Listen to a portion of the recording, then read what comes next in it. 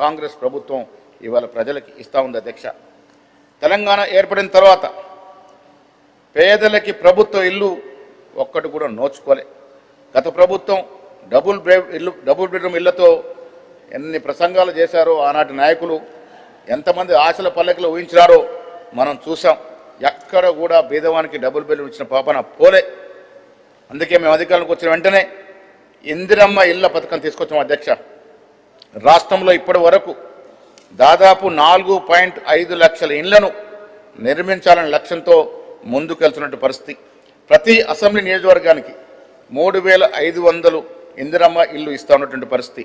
ఈ పథకం కింద దాదాపు 22,500 కోట్లు ఖర్చు పెట్టినటువంటి పరిస్థితి. రూపాయలు 5,73 కోట్ల నిధులు విడుదల చేసినటువంటి పరిస్థితి అధ్యక్ష. రాష్ట్రంలో ఏ గ్రామం చూసినా ఇందిరమ్మ ఇళ్ళ నీళ్ళతో కలకల్లాడుతోంది. ఇది నిదర్శనం కాదా అధ్యక్ష? ఇది పేదల ప్రభుత్వం, పేదల కోసం పనిచేస్తున్న ప్రభుత్వం అని చెప్పడానికి ఇది ఒక పెద్ద ఉదాహరణగా చెప్పవచ్చు అధ్యక్ష. గత ప్రభుత్వం సహాయక మహిళలకు, స్వయం సహాయక మహిళలను ఏమాత్రం పట్టించుకోలేదు. వాళ్ళ సంఘాలన్నీ కూడా మూతపడ్డాయి.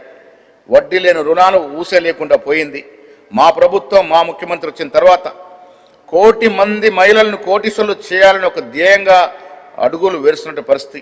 ఇప్పుడు మహిళా సంఘాలు కలకల్లాడుతూ ఉన్నాయి. స్వయం సహాయక సంఘాలకు బ్యాంకు లింకేజీ శ్రీనిధి ద్వారా రూపాయలు 1,00,000 కోట్ల రుణాలు ఇవ్వాలని ప్రభుత్వం ఎంచుకుంది. 7 సంవత్సరాల్లో దాదాపు 57,000 కోట్ల రుణాలు పంపిణీ చేసినటువంటి పరిస్థితి అధ్యక్ష. రాష్ట్రంలో మహిళలకు మహాలక్ష్మి పథకం కింద ఆర్టీసీలో ఉచిత ప్రయాణం కల్పిస్తూ ఉన్నాం. ఇప్పటి వరకు దాదాపు 2,069.68 కోట్ల జీరో టికెట్ అంటే ఉచిత ప్రయాణం చేయగలిగినారు మహిళలు.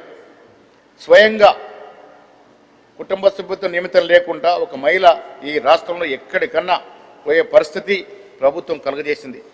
ఉచిత బస్సు వల్ల రాష్ట్రంలో మహిళలకు దాదాపు 9,220 కోట్లు దాదాపుగా దీని మీద ఆదా అయింది అధ్యక్ష. మహాలక్ష్మి పథకంలో 42.9 లక్షల కుటుంబాలకి 500కే గ్యాస్ సిలిండర్ ఇస్తూ ఉన్నాం. కేంద్ర ప్రభుత్వం ఇచ్చే రేట్లో ఆ సబ్సిడీని రాష్ట్ర ప్రభుత్వం మోస్తూ ఉంది.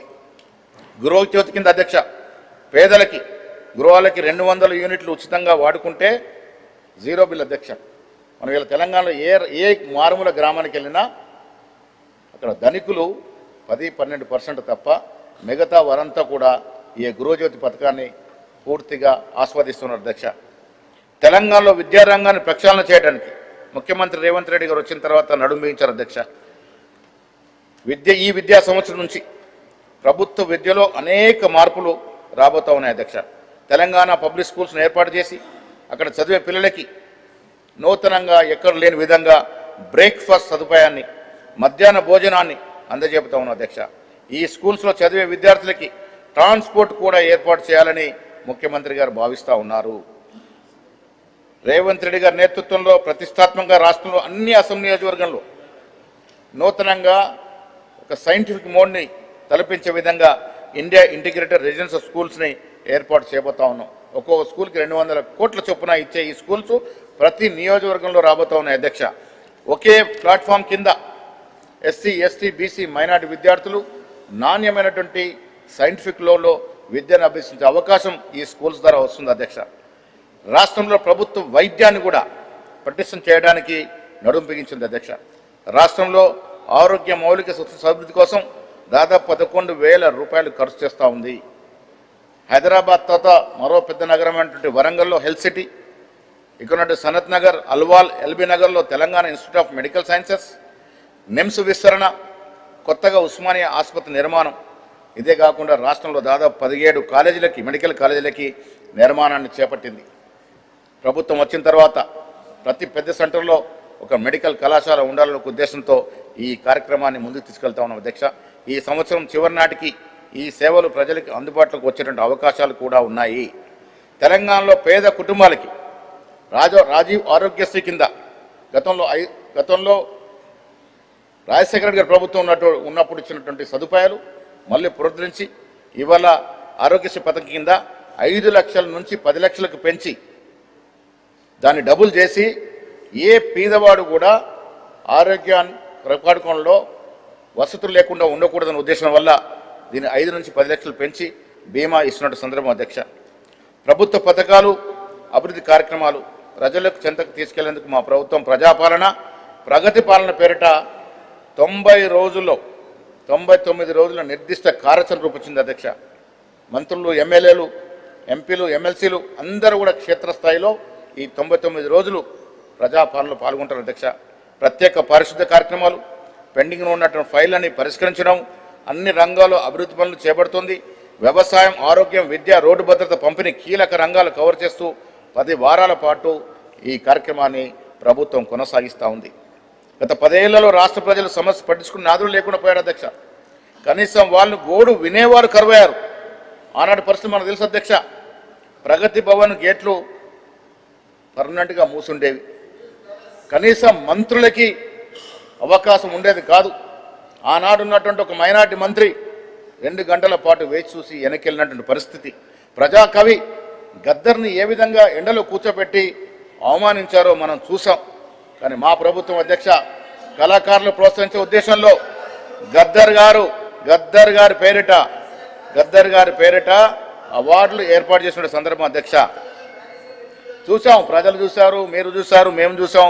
ప్రగతి భవన్ ఏ రకంగా ఫంక్షనింగ్ ఉండేదో మీలాంటి వాళ్ళకి కనీసం అవకాశం ఉండదు అధ్యక్ష. మంత్రులకి అవకాశం లేనటువంటి ప్రగతి భవన్ని ప్రజాభవన్గా మార్చి ఇవాళ నిరంతరం ప్రజలకు అందుబాటులోకి తీసుకొచ్చాం అధ్యక్ష. ప్రజావాణి కార్యక్రమం పేరిట ఇప్పటి వరకు దాదాపు 65,000 అర్జీలు వచ్చాయి అధ్యక్ష. ప్రజలు నేరుగా ప్రజాభవన్కి వచ్చి అర్జీలు పట్టుకునే అవకాశం ఇచ్చింది అధ్యక్ష. వీటిలో డిజిటల్ ట్రాకింగ్ వ్యవస్థ ద్వారా ఇప్పటి వరకు దాదాపు 47,000 అర్జీలను ప్రభుత్వం పరిష్కరించింది అధ్యక్ష. దానికోసం ప్రత్యేక విభాగం ఏర్పాటు చేసి ఒక క్యాబినెట్ ర్యాంక్తో మా నాయకుడిని అక్కడ చెన్నారెడ్డి గారిని అక్కడ పెట్టడం జరిగింది అధ్యక్ష. మరొక అంశం అధ్యక్ష, కాంగ్రెస్ పార్టీ అధికారంలోకి వచ్చిన తర్వాత చరిత్రాత్మక నిర్ణయం.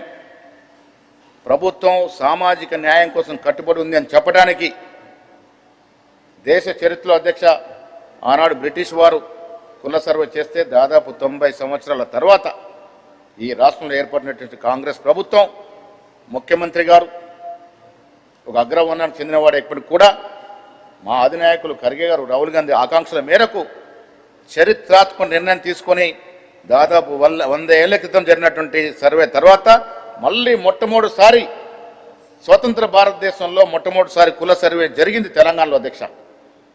ఇదొక చరిత్రాత్మక నిర్ణయం. కుల సర్వే చేపట్టి శాస్త్రీయబద్ధంగా ఏ జనాభా ఎంత ఉందో చెప్పగలిగినాం అధ్యక్ష. ఒక అఫీషియల్ డాక్యుమెంట్ ఇవ్వగలిగినాం. ఏ ఇతర రాష్ట్రంలో జరగలే.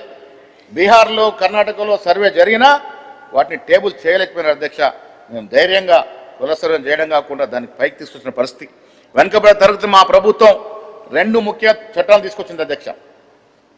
వెనుకబడిన తరగతి వారికి ఉద్యోగాలు ఇవ్వాలని, విద్యాపరంగా అవకాశాలు ఇవ్వాలని 2 చట్టాలు తీసుకొస్తే అసెంబ్లీలో పాస్ చేసి, కౌన్సిల్లో పాస్ చేసి గవర్నర్కి పంపితే రాష్ట్రపతి పెండింగ్ ఉన్న అధ్యక్ష. బీజేపీ, బీఆర్ఎస్ వేరు కాదు అధ్యక్ష. బీసీల రిజర్వేషన్ అనగదొక్కడంలో, ఆపడంలో బీఆర్ఎస్ పార్టీ, బీజేపీ పార్టీ ఒకటై రాష్ట్రపతి దగ్గర దీన్ని బిల్లు అట్టిపెట్టారు అధ్యక్ష. కాంగ్రెస్ ప్రభుత్వానికి చిత్తశుద్ధి ఉంది కాబట్టి 2 బిల్లులు, 2 చట్టాలు చేసి మేము పైకి పంపితే ఉద్దేశపూర్వకంగా బీఆర్ఎస్ పార్టీ బీజేపీతో కుమ్మక్కై వెనుకపడ్డ తరగతి వారికి రిజర్వేషన్ అందకూడదని నోటికాడికి వచ్చిన ముద్దను కొట్టేశారు అధ్యక్ష. ఇప్పటికీ ఆ బిల్లులు పెండింగ్ ఉన్న అధ్యక్ష. అయినప్పటికీ కూడా మా కమిట్మెంట్ అధ్యక్ష, కాంగ్రెస్ పార్టీ, మా ముఖ్యమంత్రి, మా నాయకుల కమిట్మెంట్ పార్టీ పరంగా రిజర్వేషన్ ఇస్తామని చెప్పడం అధ్యక్ష జరిగింది అధ్యక్ష. ఎమ్మెల్యేలతో మాట్లాడి జరిగిన సర్పంచ్ ఎలక్షన్లో రిజర్వేషన్ లేకపోయినా మా పార్టీ వారు గుర్తు సింబల్ లేకపోయినా దాదాపు 70% పైగా గెలిచినారు అధ్యక్ష. అదే మున్సిపల్ ఎలక్షన్ వచ్చేసరికి మా నాయకులందరినీ ఒప్పించి మెప్పించి దాదాపు 57% బీసీలకు వార్డులలో అవకాశం ఇచ్చాం అధ్యక్ష. చరిత్ర అధ్యక్ష. ఇది 57% వార్డ్స్లో ఇలా బీసీలు ఎన్నిక వచ్చారు అధ్యక్ష. అధికారికంగా ప్రభుత్వ పరంగా వచ్చిన రిజర్వేషన్ 28% అయితే అదనంగా దానికి ఇంకొక 35% జోడించి పార్టీ పరంగా వారు గెలిపించే విధంగా ప్రయత్నం చేసి ఇవాళ 57% వార్డులలో బీసీలు గెలిపించుకున్న చరిత్ర కాంగ్రెస్ పార్టీ అధ్యక్ష. అదేవిధంగా మున్సిపల్ చైర్మన్స్లో అధ్యక్ష మా ఎమ్మెల్యేలు, ఎంపీలు అందరూ ఒప్పించి, నేను ముఖ్యమంత్రి గారు వారితో మాట్లాడి ఒప్పించి మెప్పించి ఇలా 52%, 28%కు అదనంగా 52% మున్సిపల్ చైర్మన్స్ ఇవాళ బీసీలు ఎలక్ట్ వచ్చారు అధ్యక్ష. దాదాపుగా 75%కి పైగా ఇవాళ ఎస్సీ, ఎస్టీ, బీసీ, మైనార్టీలు మున్సిపల్ ఎన్నికల్లో గెలిపిస్తున్నామంటే ఇది కాంగ్రెస్ పార్టీ కమిట్మెంట్ అధ్యక్ష. వాళ్ళు ఏం చేస్తున్నారు అధ్యక్ష? ఆపడం తప్ప ఏం చేస్తున్నారు?